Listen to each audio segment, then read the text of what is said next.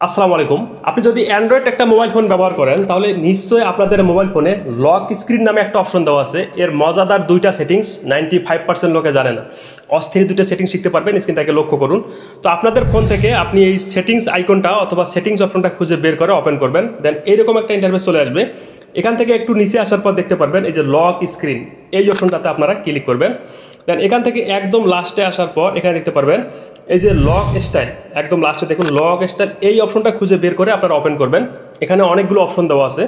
প্রথমটা দেখুন এই যে লক স্টাইল, আপনি আপনার ফোনের যে হোম স্ক্রিনটা আছে এখানে কিন্তু আপনার পছন্দ অনুযায়ী লকগুলো সিলেক্ট করতে পারবেন। কোন লকটা আপনার কাছে পছন্দ সেটা আপনি সিলেক্ট করার পর এই যে অ্যাপ্লাই আছে, অ্যাপ্লাইতে ক্লিক করবেন।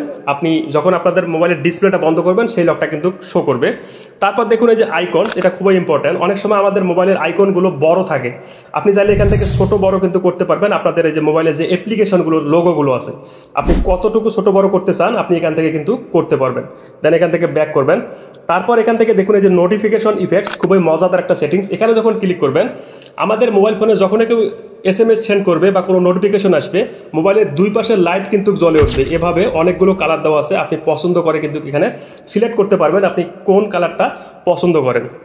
তো এই ছিল আজকের ভিডিওটা। যদি ভিডিওটা ভালো লাগে অবশ্যই শেয়ার করবেন, সবাই যেন এই গোপন সেটিংসগুলো শিখতে পারে।